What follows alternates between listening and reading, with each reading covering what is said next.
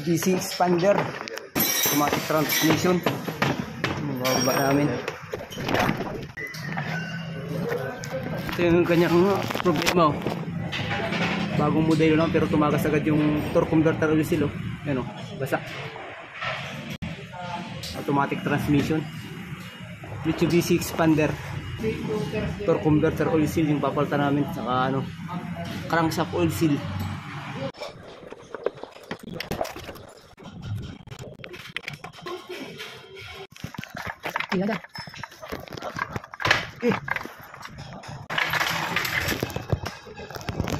Pare, ba't nagiging ka lang nangis dyan, pare?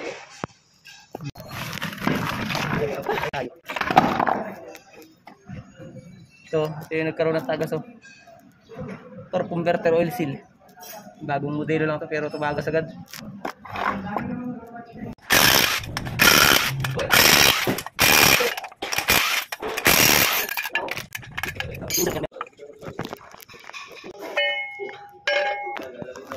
Tingnan nyo, basang-basa, oh. May tagas din yung crankshaft oil seal. Ano, ito, basa.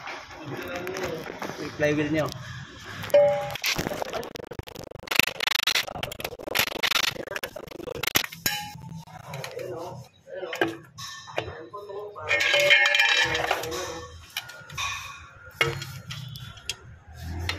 Ito, tigas na ng oil seal. Nagkaroon ng tagas. Ano, pinapalta ko isang buo na ito. Hindi man nakahiwala yung oil seal nya. Ito yung crankshaft nya. Ito yung torque converter oil seal.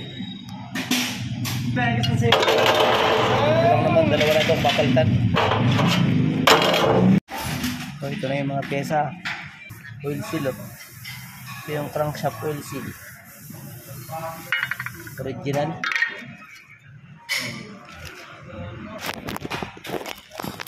Mas maganda buwasan ito yung spring na ito para mas kapit siya, para iwas tagas.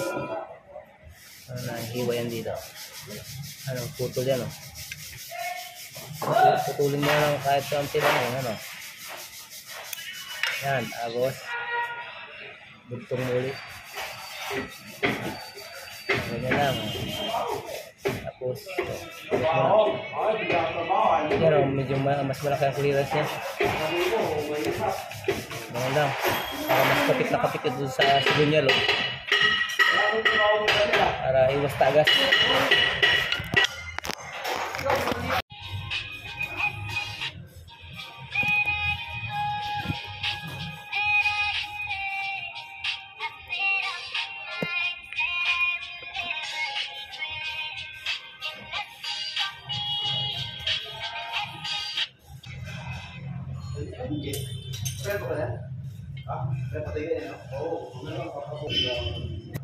Salpak mo lang oil seal, oh. Ganito lang magsalpak, oh.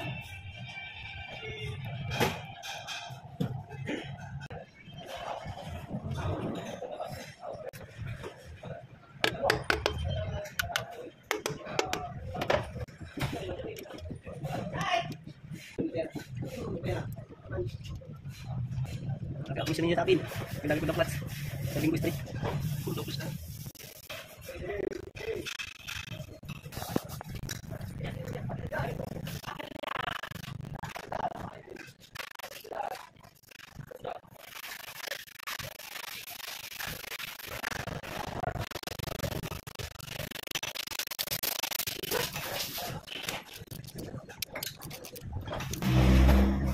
Ganyan lang magsalpak ng oil seal.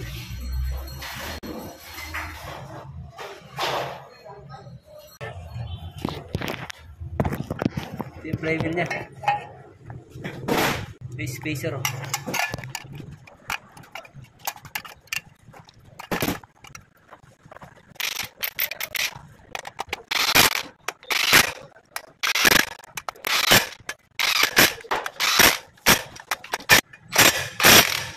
Ayan lang.